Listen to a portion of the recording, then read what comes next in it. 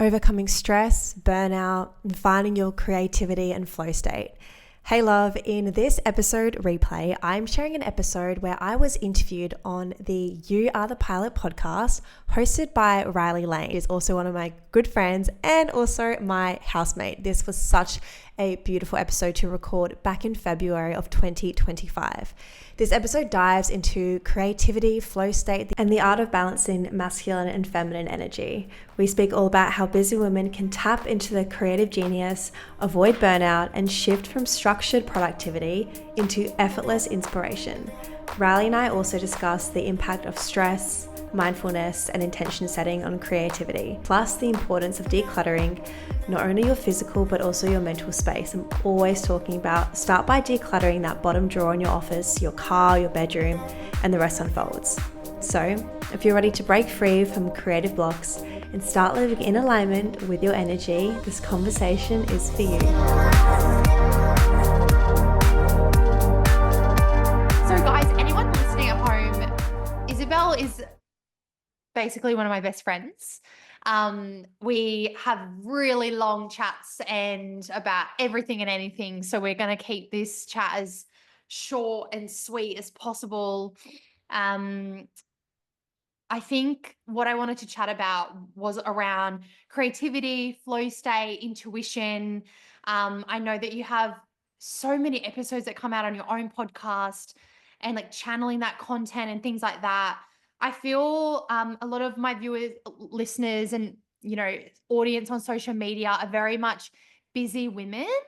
I felt really guided to like dress as if I was going to work today. So I do feel like this may resonate for like women in career, the busyness, and like how do we even enter creative space when we're just like in that busy mode, like we're always going, going, going. I just said to Isabel this week, I was like, I think I double booked myself multiple times. So what's like the first thing you do when you're like in a busy space? Like, what do you do, babe? I mean, the first thing that comes to mind, and even like with what you're wearing, I noticed like you look so chic and so glam. And like, look at me, I'm in this cute little pink crop top, like my hair's all wild, have my Oh, Apple Watch on, and you're just like you look beautiful, so structured, gold earrings. Like we're so opposite right now, right? So I I just think that's know. really interesting. Although I strategically wanted to be more fun and free flowy because like this goes perfectly into the whole topic of creative and not being in this busy culture and all these kind of things. It's like, firstly, when it comes to being creative, you can't schedule in creativity time. I'm not going to time block 12 till 3, be creative or create content. And it's funny because I used to do this, and it wasn't until I really realized that, and I'm sure we'll get into this, like I time block and I schedule in pretty much everything. But anytime I would ever schedule in, create content, record podcasts, anything creative, I just wouldn't do it. It's like I would see it and be like, no, I just wouldn't do it. And Yeah. I'm like, I think it really just shows like you have to follow that spark. Like I might get a burst of creativity at 9 p.m. at night. And you best believe I'm just going to follow that. I'm going to follow that nudge. I'm going to allow that creative spark to guide me. Or I might wake up in the middle of the night and get an idea. I might quickly write it on my phone. Or in the morning, I might wake up and be really creative. And so I think it's really just honoring when you are in that state, because that is them. And like my favorite quote is, how you do one thing is how you do everything. And so it's like, if we can start to honor our creativity muscle like this, then when it comes to doing more of the less creative stuff of business, for example, we'll talk because everyone listening, I'm sure, is a business owner or aspiring business owner, then you actually do carve in the time to do things like review your finances, send your emails, check in with clients, do your actual work that doesn't take as much creative energy. Yeah, yeah, totally.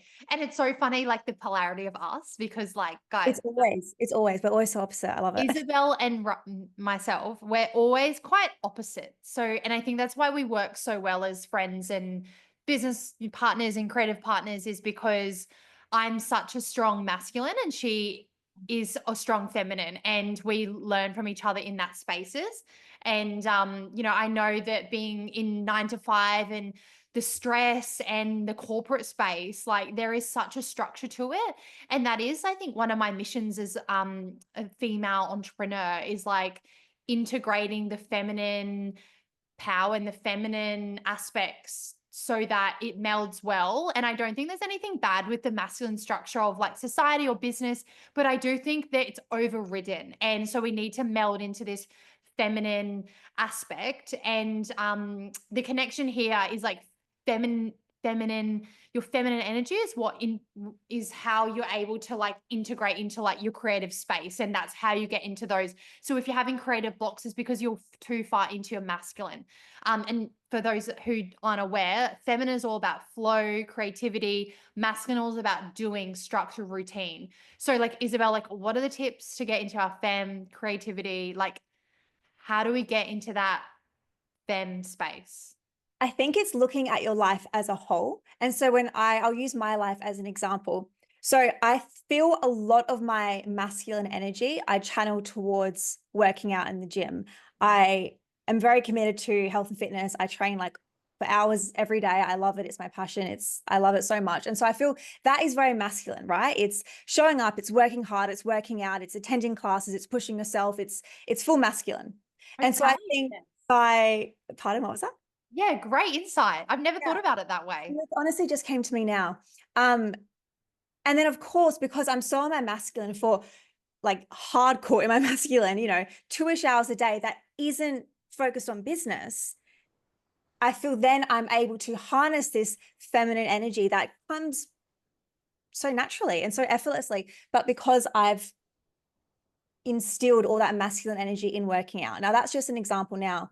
But I guess in terms of like other modalities, it can be as simple as like literally what I'm wearing, a nice, cute little pink top. Like that can instantly, and I'm not saying this is the, wear pink, done, tick, solved, but these little things are what is going to help you harness more your femme. So, always having, if you're somebody who always likes to have their nails done, have their hair done, have, their skin moisturized or tanned or wearing a cute outfit or being put together. Like, for example, the other day, I had a whole working from home day. I had so much to do. And it's so easy to just be a sloth, not put any effort into yourself and just feel like a potato. And I hate that. My thing is like, I need to feel good to look good. Like I have a bit of makeup on now, hair done, outfit done. And then people will probably look at me and be like, where's she going? Is she going out somewhere? It's like, well, no, actually I'm working from home. But if I really present myself in a way, I'm able to show up better. And so that is an example of the feminine. It's putting, this care, this love, this nurture, this self-care into yourself. And bear in mind, it doesn't mean you have to put on a full face of makeup and a cute outfit. Whatever is feminine to you, to me, that is feminine. To me, it's getting my nails done. It's always having my hair nicely done, although now not so much. Always wearing a cute outfit, like these types of things. So find what is femme to you.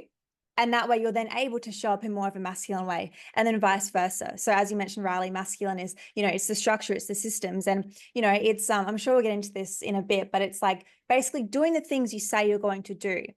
It's that sense of discipline. It's committing to yourself, committing to your word, showing up for yourself, doing your things, doing your to-do list, doing all those like all the things, basically all the doing stuff is masculine. All the feeling and being and flowy and like that's more the femme.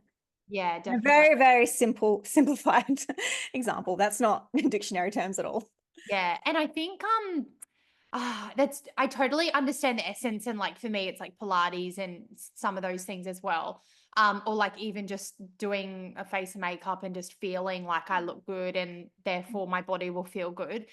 For me, it was really hard to make that shift and become in awareness of that, because I knew that being in your femme meant working less. I knew that it meant I wouldn't be stressed, but I didn't know how to get there.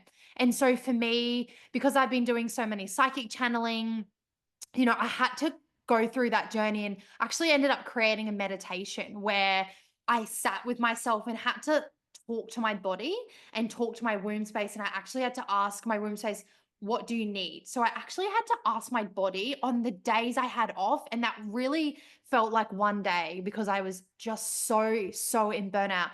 I was the type that I used to run in the office. That's how packed I was. The printer. And I know I'm not the only corporate woman who has experienced that, who understands the stress of corporate and how bloody demanding it is. And as women, we're not designed, our biology is not designed to be in that environment. So we're not meant to thrive like that. So I'm so intuitive that I knew that. It was just like, well, how do we work out how to move through that? So for me, it was like talking to my body, and like I did that weekly on like a Saturday morning, whenever you have space. And the result for me was moving back a day at work, was actually asking could go down 4 days. And then the 4 days actually weren't productive. They ended up becoming a rest day. And then I continued to do that, continue to ask my body, what do you need to be relaxed? What do you need to be out of burnout? What do you need? What do you need? And then I had to make those decisions. And then now my days off are like actually productive in my business because I've healed that wounded feminine. Yeah, I love that. I love that. And it's such simple practices as well, like you said, asking yourself. But like, for example, we were supposed to record, then we got off for 2 minutes, then came back on. And in that 2 minutes, the old me would just go on Instagram and scroll or check emails or quickly do a task. But I'm like, no, let me be more in my fem. Let me be more free flowing because I'm doing something creative and having a conversation. I just went out and sat in the sun, not looking at my phone, not doing anything, not listening to music, not consuming. And I think that's a big thing when it comes to being really creative. Like I think as females as well, it is our birthright to be extremely creative. And I feel like it is a skill where you can really strengthen it and make it stronger. And I feel the way to do this is by limiting how much you're consuming when you're creating. Yes. And I think there's such a fine line between consuming to gain inspiration or to research or to see what's happening in your industry. Like that's great, that serves a purpose.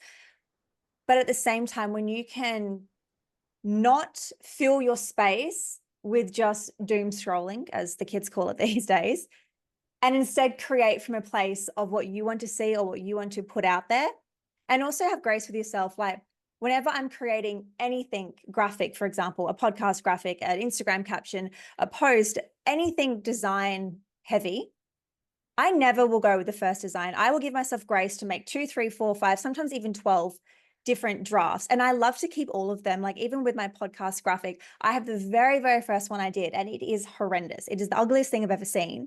But I'm like, I started, right? And I got to see how each slide I would progress and refine and make more and more. And it's having that grace with yourself that the first thing you put out, it won't be the best. It won't be perfect. It won't be polished. It won't be amazing. Just giving yourself that permission that it doesn't have to be amazing. Like just before I recreated my website, and it's probably like a 2 out of 10, but I'm like, I don't care because it's done, it's out there. It's something to get clients, to get traction going. And I know that is now a project I can work on and I can refine.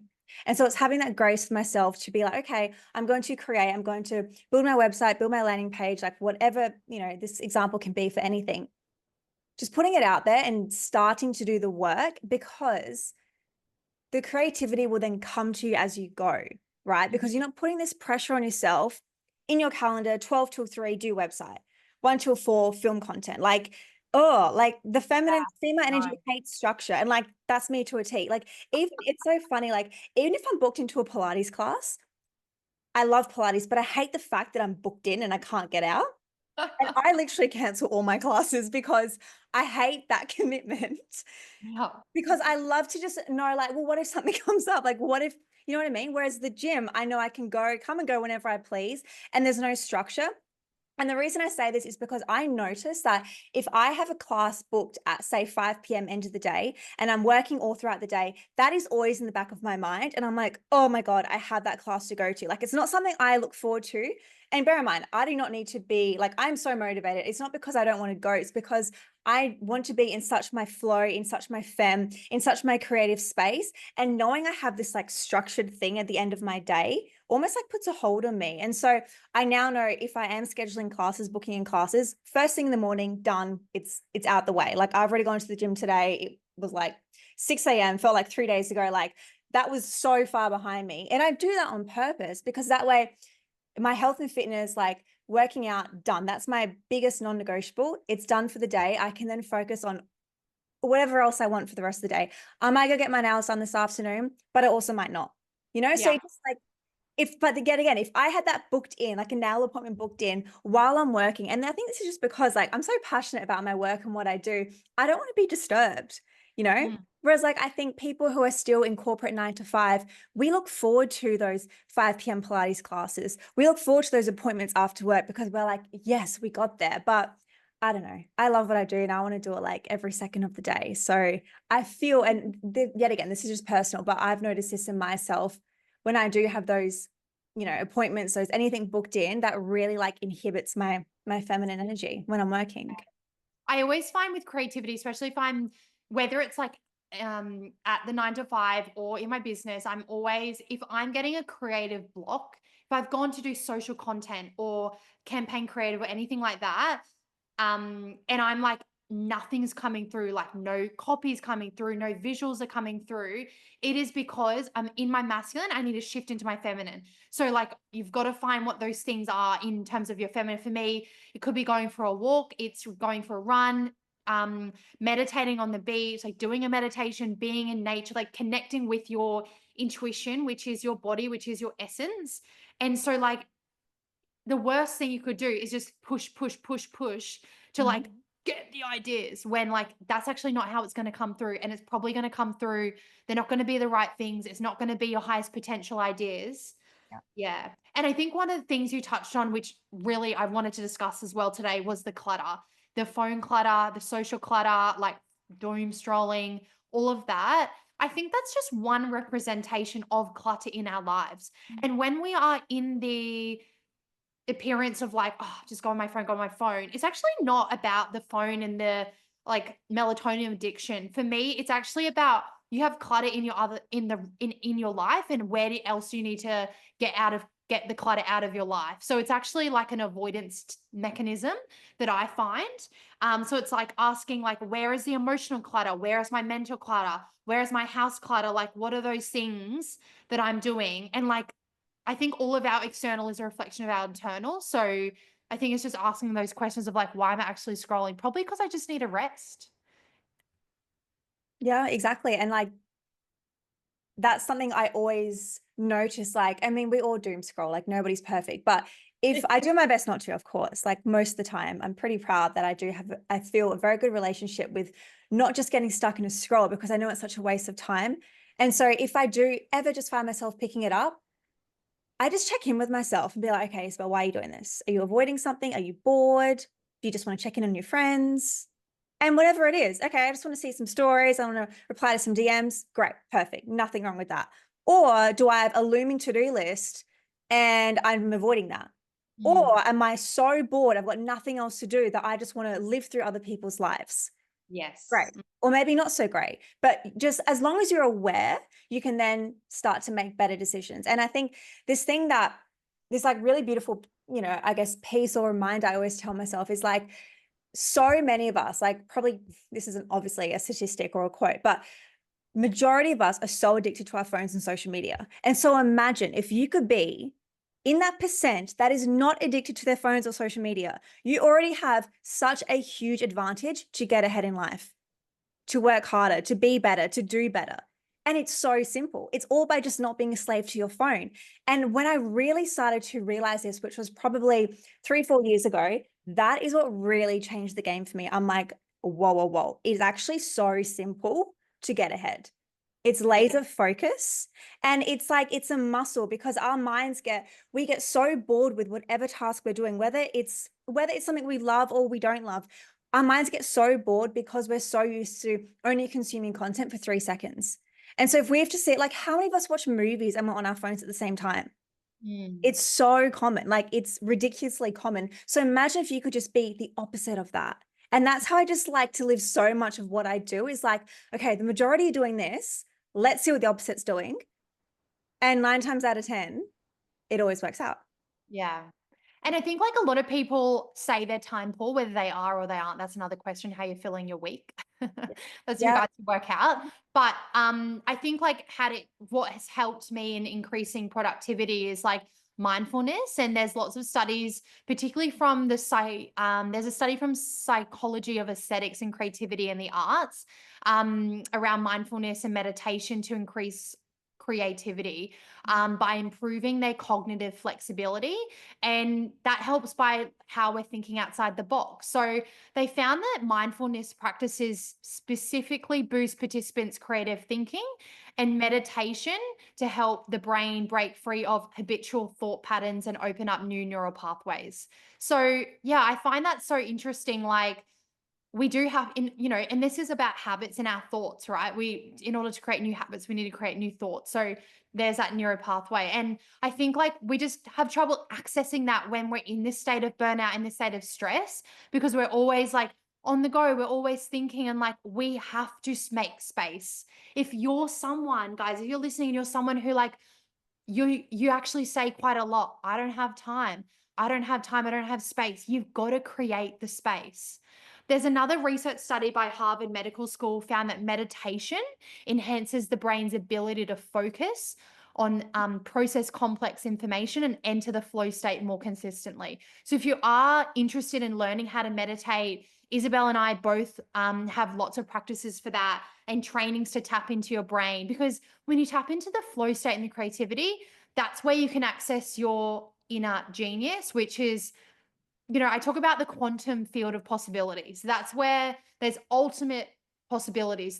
We have infinite timelines, infinite ideas, and there's lots of people who can tap into all those ideas, but there's going to be, two people could tap into the same idea, but there might only be one person who has the courage to actually go and execute and create that thing. So I also want to challenge anyone who's listening to, if you do have an idea and you're sitting on it, why aren't you going for it? Like, you have those ideas for a reason, because it's either your soul's mission or like you're getting that idea intuitively for a reason. And I really want to challenge you to like have the courage and overcome that fear to go after it and go and do it.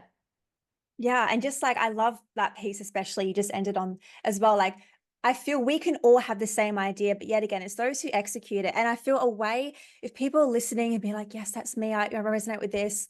If you have an idea and you are not executing it, you're not acting on it, you may start to not get as many good ideas. And I don't say this to instill fear at all, but think of it like this. You're getting this great idea, and it's like the universe is delivering you this concept, this solution, this product, this service, whatever it is. And you're over here like, yeah, pick me, I'll do it. I'll do the thing. Yeah. And then you get the idea in the download. Oh no. Oh, what's so-and-so going to think of me? This, that, insert any other limiting belief or imposter syndrome, fear. I get it. We've all been there. I've been there. I'm sure you have, Riley. It's such a thing. But imagine if you could just bypass that and be like, yeah, pick me, give me the idea, execute the idea, next level, in terms of quantum leap, success in your business, success in your life, confidence in yourself. Like, it's this beautiful ripple effect. And it takes courage to start, like to do that first step as well. Like, that is the scariest. That's why Start Somewhere is around, because the first step is always the hardest, right? And I know that for myself, like day in and day out, there's so many projects that I literally am not doing. And I'm like, oh my God, I need to coach myself, because this is what I help my clients with. And like, I'm just being transparent. Like, I'm such a walking embodiment of Start Somewhere. And like, for example, I've just launched a lead magnet, and it took me so long to do the thing. And when I finally built the landing page, did the graphics, promoted it, it took me, I kid you not, half a day. And I was sitting on it for like 30 days. And I'm like, this is hilarious. Like, this just shows that starting is literally the hardest part. But once you have that momentum going, momentum is like magic. I've really realized, because I stopped my podcast for a year and I've just restarted it for about 3 or 4 months now. I know, I'm so happy. And I've noticed like momentum is a thing, and momentum did drop for me. And I'm like, that's fine. Price to pay. That's not going to stop me at all. But it was that reminder for me, like, momentum is magic. And when you are on such a roll, think of like a random analogy, or like a random like vision I'm getting in my mind is like a snowball going down a giant mountain. And the further down it goes, the more snow it picks up, and the bigger it comes, and the faster it gets, and the stronger it gets. And it's like, think of yourself as like, I know where I'm going with this. Think of yourself like this giant snowball, right? And then all these little twigs and sticks and all these things, which is like so-and-so from high school, and imposter syndrome and fear, and that random auntie on Instagram, like these people and external factors, they can't get to you, because you just have this beautiful roll of momentum. And people can either choose to support you and like, I don't know, jump on that snowball with you, or you literally roll away from them. And the Yeah. further you get away from all of that, the better your life gets. And I've really noticed that the past few months, the more I've stepped into my truth and honored my truth, I've noticed who really is a big cheerleader in my life, who my core friends are, how much my family support me. And I've started to notice all of these, like, I don't know, fake kind of friends or fake supporter characters in my life just drop away. And I'm like, interesting. They've disappeared. I've been happier and I've been achieving more and I've been like proving to myself and I've just been like such a happier version of myself. It's such an interesting realization I've had, and like I'm still kind of in the middle of it, but yeah, I hope I articulated that well. Yeah, definitely. I think like what you're saying is about environment, and it's definitely, and I talk quite a lot about thought leadership as well. And like when you're sharing your ideas, if you're sharing your ideas with someone who hasn't accomplished what you want to do, you will 100% get feedback from them. But like for me, I'm like, if I'm sharing ideas with someone who is thinking big, if I'm sharing my ideas with someone who has maybe achieved things that I want to achieve, you're going to get different feedback. And like, it's becoming aware that like, it's not that they don't support you, but they're going to be projecting, and this is just my experience, their self-limiting beliefs onto you. So when you are sharing ideas, like this is like just what I've experienced is I tend to only share new ideas with people. I'm very conscious of who I share those big ideas with, whether they have either achieved what I want to achieve or I know they're also big thinkers. Um, and also, like, it adds onto the clutter when you're talking to people who don't understand. It's it's like you're talking another language. Yeah. And I think that's one of the hardest things when you're either starting to build a business or you've got a big idea or something, maybe thought leadership, something that's no one else has done before, is you have to be prepared that people are going to counter what you're saying, that they're going to rebut, but that's just a test. That's just a test from the universe for you to keep pushing through and for you to overcome the fear of being seen, being, it's like the law of polarity. The law of polarity is also always like for every light, we've got dark. For every love, there's pain. So there's always going to be a polarity there, and you just have to be prepared for it and push through the sometimes it feels like fire. Yeah. And I wish I knew that before starting. I really did, because it's only now that I have hindsight, I can see how it all just is projection and it's not a reflection on them or me or our connection or anything like that. And like that is the biggest piece, that if anybody just starting out in business or wants to get into the space, and or if this just resonates in any way, that is just the piece I wish I knew, where it's like people will reject and project like crazy, and just be so mindful. Like I know, Riley, you and I can tell each other the most randomest ideas I think we have. And it's just like, but I love that we can do that. But I'm so mindful who I tell what to. Like I'm Mhm. so particular with it. Yeah. Mm. Yeah. We've covered a I lot of think, surface. pardon? Covered a lot of surface. That was great. We're just like, we're short and sweet. Like that's the quickest conversation we've ever had. We can keep going if you want to. The only other thing I wanted to touch on that I didn't regarding productivity was about intention setting. And I Yeah. like if I'm really going into a day where, I don't have a lot of time or Yeah. I have deadlines coming up or, Yeah. even any day, every morning I'm setting intentions. Yeah. Like every morning I'm like, so this morning it was like I set the intention to have the most productive afternoon. I set the intention to have an incredible scripts flow through me. I set the intention. So if you are looking to have a productive day, it's like set the intention for what you want. Like our words are literally spells. Yeah. Yeah, yeah. And as well, like this thing called point and call. So say what it is you're going to do. And I notice, like I'm the same with you, Riley. Like if I have a million things to do or I'm rushing here and there, and I start to do this now. When I'm driving home, when I'm about to turn into my house, I'm like, okay, I'm going to go inside, I'm going to have a shower, make a great lunch, get changed, do this, do that, do this, do that. I point and call, right? Because it's like you're telling yourself what to do, because it's so easy to get in distraction, dog, family member, this, that, cleaning, oh, dishes in the sink, snacks, food. Like it's so easy to get off track. And like, obviously I only do this when I do have stuff to do. I don't just like point and call on like a Saturday night when I come home.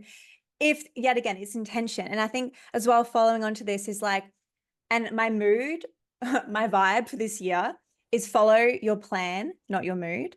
And that is something that's really helping me stay in my masculine whilst being the most like feminine, free flowing like, creature there is. we're such opposites. We're such opposites. It's so I know. Like I'm trying to get into my masculine. It's so funny. But it's like what I do, and this is like committing to myself. I will plan my day the night before, and I will literally do everything I tell myself to do, because that shows this commitment to yourself. And it can be 9 p.m. and I still haven't done 3 things. I mean, I'm in a season now where I'm really pushing myself. And of course, I'm giving myself grace, but I'm like, no, Isabel, how you show up is everything. How you do one thing is how you do everything. And I think the way that I'm able to really like sustain this level of like intensity, which I know isn't for the long term, it's quite literally just for the next month or so. Like I know this isn't my mood forever. So yeah, how you do one thing is how you do everything. So I've noticed, and I was reflecting, I'm like, how am I doing this? And I'm like, at the gym, I've really ramped up how much I'm exercising, how much I'm training. I'm going like 3 times as hard. And I'm like, that's so interesting because I'm really pushing myself in an area that I love. It only makes sense for it to ripple into other areas. Like it only makes sense. And yet again, I look at my life right now, I'm very much a homebody. I'm in a season of, home cooked meals and baking and hanging out with my family. And like, that is my season right now. And I'm honoring that. But you best believe when it was like November, my birthday month, I was out every single weekend. I was drinking, I was eating bad, but that was my season, right? And like, I'm like, that's fine. Like I can do both. It's just being intentional. Where are you right now? Where do you want to be? And just aligning those actions. Yeah, definitely. I love that. Don't have anything else to add, babe. Perfect. Short and sweet. Yeah.